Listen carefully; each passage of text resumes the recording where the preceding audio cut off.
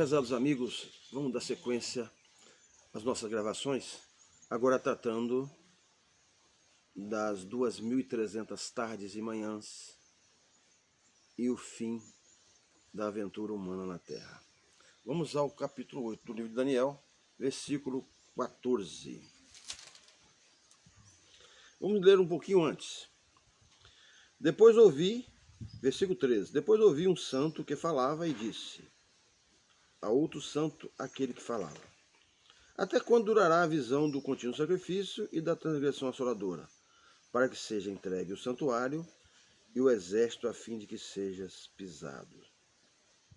E ele me disse: até 2.300 tardes e manhãs, e o santuário será purificado. Vejam que a transgressão assoladora é o marco inicial dessa contagem, a instituição da transgressão assoladora, a definição dela como doutrina, que foi o pecado, a doutrina do pecado original. Como já dissemos, no Concílio de Orange, em 529, ela foi definida, ela foi instituída como doutrina da Igreja. E constitui a doutrina do pecado original essa transgressão assoladora. O que é? Já falamos muito sobre isso, mas vamos frisar mais um pouco. Tem que ter acontecido algo muito forte para que seja um parâmetro, um marco da vinda do Senhor, ao ponto do próprio Senhor Jesus se referir a ela. E não há nada mais grave que tenha acontecido nesse período da Igreja quanto essa doutrina do pecado original, que mudou o rumo da Igreja. Ela fez cessar o sacrifício contínuo. Uma manobra extremamente astuta de Satanás. O bode que chegou com seu chifre notável e quebrou os 2 chifres do carneiro e destruiu o carneiro, o bode. Isso no século IV da nossa era. Então ele fez cessar, essa doutrina fez cessar o sacrifício contínuo. E que é o sacrifício contínuo? Falando um pouco mais. É aquele clima deixado pelos apóstolos, aquele clima de luta contra o pecado, deixado pelos apóstolos, né, que morreram sob tortura, em martírios, a maioria deles. E muitos depois deles seguiram essa escola, como Estevão, o primeiro mártir. Não transigir com os preceitos divinos. Essa era a meta, era o pensamento, o firme propósito dos crentes da Igreja primitiva. Lutar contra o pecado a qualquer custo, mesmo que para isso tenha que morrer. Então não cedia às pressões do Império Romano e nem às perseguições daqueles imperadores sanguinários que matou muitos irmãos naquela época. Então, no 4º século da nossa era, foi apresentada essa doutrina do pecado original, trazida pelo bode através do seu chifre notável, que definimos aqui como sendo Santo Agostinho.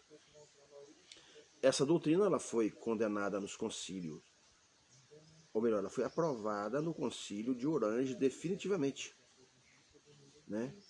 E Santo Agostinho combatia violentamente contra a doutrina de Pelágio, que dizia que o pecado de Adão não passa aos seres humanos. E essa doutrina do pecado original, ela faz exatamente isso. Ela diz que o pecado passa a todo ser humano. O pecado de Adão passa a todo ser humano. Então, temos que ter esse marco, né? Ter essa data importante como marco. O ano de 529 foi quando a doutrina do pecado original foi definitivamente aprovada e condenado às doutrinas de Pelágio. 529, no Concílio de Orange. Então vamos ao texto, então, definindo aqui essas 2.300 tardes e manhãs. Sabemos que o dia tem 3 partes. Então 2.300 tardes e manhãs só fala de 2 partes do dia. Então precisamos de saber quantos dias vai dar essas 2.300 tardes e manhãs. Para saber isso, o que nós temos que fazer? Vamos dividir isso por 3. 2.300 dividido por 3 vai dar 766,66. Então, cada parte do dia teria 766,66 dias. Representa cada parte. Como só foi dito 2 partes, vamos multiplicar isso por 2, vai dar a quantidade de 1.533 dias. Então, essas 2.300 tardes e manhãs corresponde a 1.533,33 dias. Sabemos que um dia equivale a um ano. Biblicamente falando, um dia corresponde a um ano. Então, vamos transformar isso em ano, teremos 1.533 anos. 1.533 anos. Ora, dissemos ainda há pouco que o que marca a contagem, o início da contagem, é a transgressão assoladora, diz o versículo 13. Repetindo, a pergunta que o anjo fez: até quando durará a visão do contínuo sacrifício e da transgressão assoladora? Olha como é importante isso, gente. Cada vez que eu leio essa palavra, transgressão assoladora, esses questionamentos envolvendo esse ato terrível, eu fico a pensar, que absurdo foi isso? O que fez essa doutrina do pecado original? Como ela afastou o homem de Deus? Como ela criou obstáculo entre Deus e o homem? Ela afastou, repito, acabou com o contínuo sacrifício. Então, ela foi definitivamente aprovada, como já dissemos, no ano 529 depois de Cristo, no Concílio de Orange. Então vamos fazer essa continha aqui. Ora, 529 com mais 1.533 dias da visão de Daniel, 2.300 da tarde de manhã, corresponde a 1.533 dias, que corresponde a 1.533 anos. Isso nós vamos chegar então ao ano de 2062. Perceba isso aqui? Ao ano de 2062. Indica aqui que nessa data acontecerá, até essa data acontecerá a volta do Senhor Jesus para buscar a sua igreja. É importante observar que nós não estamos aqui marcando data, não. Estamos interpretando uma visão, tá? E o próprio Senhor Jesus nos orientou, nos ensinou. Ora, dizendo ele: sabeis conhecer os sinais dos tempos e não sabeis conhecer os sinais da vinda do Filho do Homem? Então ele questionou isso e, como se dissesse, vocês têm a obrigação de conhecer pelos sinais. Então temos uma profecia nos indicando isso, que o ano de 2062 seria uma data da provável volta do Senhor Jesus Cristo. Até. É importante essa expressão até. Por quê? Porque aquele dia e hora nós não sabemos. Isso aí é evidente, é claro. próprio Senhor Jesus disse, que só Deus sabe. Então fica esse até.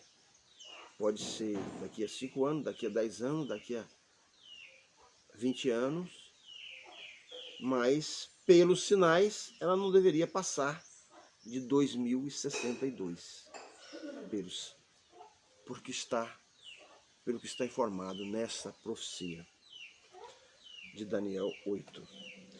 Então agora vamos a uma confirmação. Olha a prova dos 9, da qual eu tenho falado. Vamos ao capítulo 11 do livro de Apocalipse. Capítulo 11 do livro de Apocalipse. Ora, vamos ler aqui o primeiro e o segundo versículo. João falando, na visão de João quando estava na ilha de Patmos. E foi-me dada uma cana semelhante a uma vara. E chegou o anjo e disse, levanta-te e mede o templo de Deus, e o altar, e os que nele adoram. Isso me reporta aquele texto sagrado de João 4, 24. Deus é espírito, e importa que os seus adoradores o adorem em espírito e em verdade. Então, a impressão que eu tiro de início aqui é isso. Mede, calcula, examina quem são os verdadeiros adoradores. E o versículo 2 nos informa mais forte ainda, nos dá com maior força essa visão. O versículo 2 diz assim, e deixa o ato que está fora do templo, e não o meças. Olha só que coisa interessante. Deixa o ato que está fora do templo, e não o meça. Isso dá a ideia de uma parte de adoradores que estão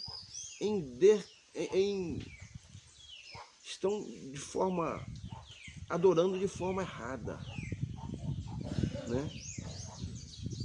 Que não estão em conformidade com João 4, 24, que não estão adorando em conformidade com João 4, 24.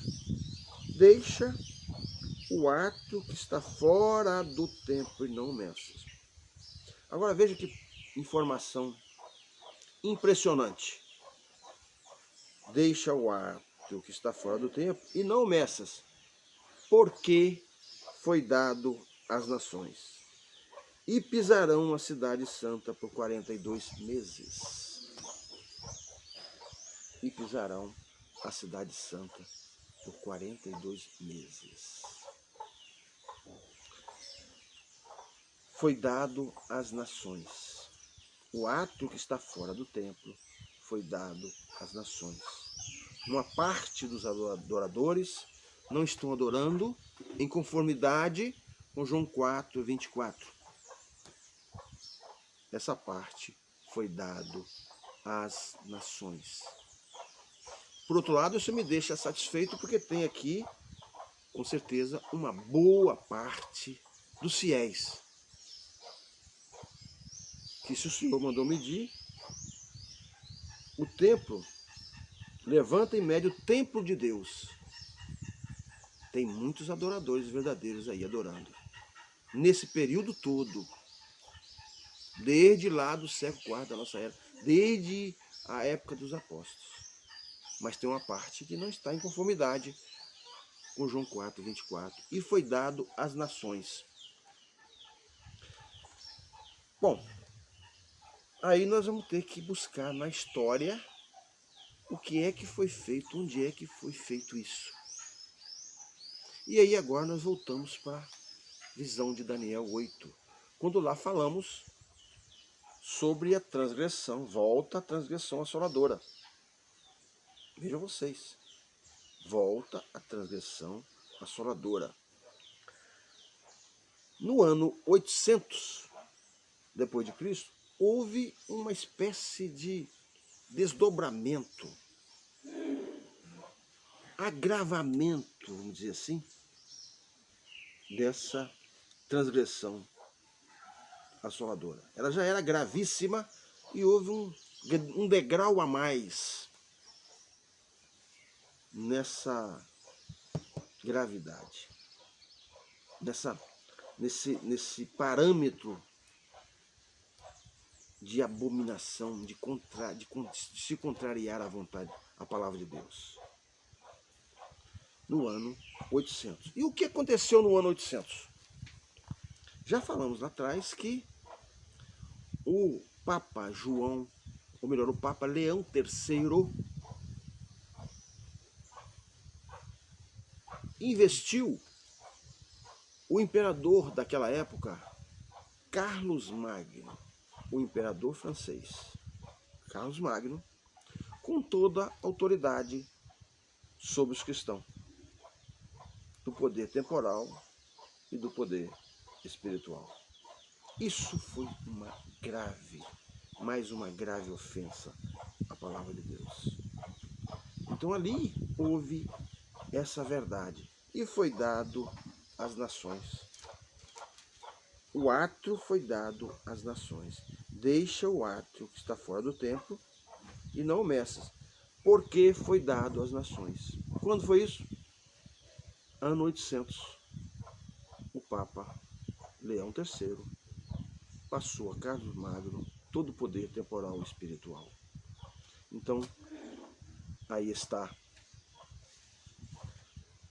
uma parte, um degrau a mais da transgressão assoladora. Então vem cá, vamos fazer outra conta aqui. 42 meses corresponde a 1260 anos.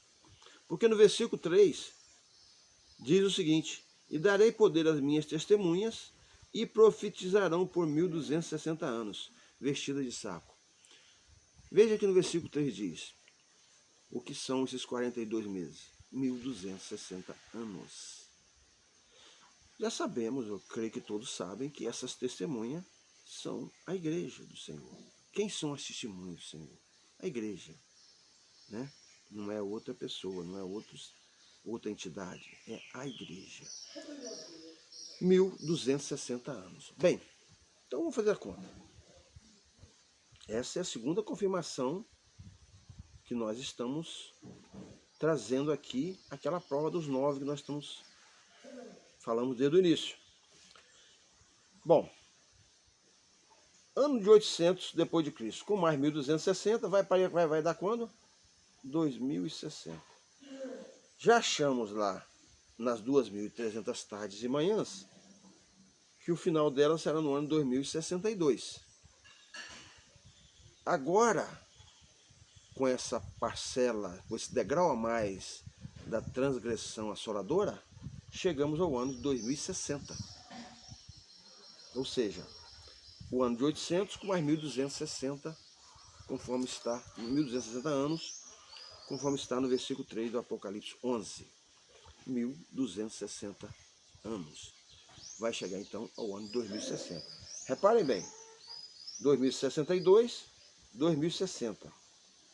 Tá mais ou menos parecido aí, né? A diferença que vai ocorrer aí fica por conta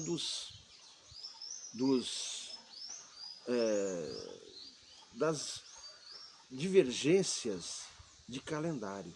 Calendário judeu, calendário gregoriano. Então eles não são iguais. Mas vamos chegar aí. Isso vai ficar por conta desses 2 anos a mais aí. Deixamos. Fica essas divergências. Bom, mas tem uma terceira confirmação. Eu falei a segunda e tem uma terceira.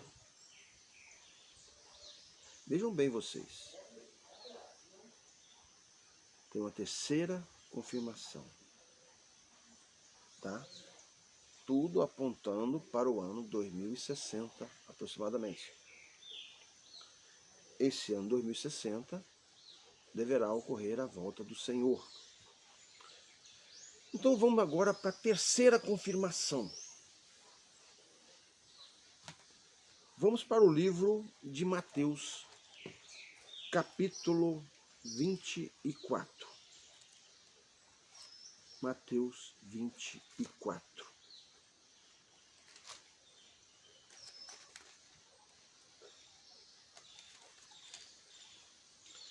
Mateus 24.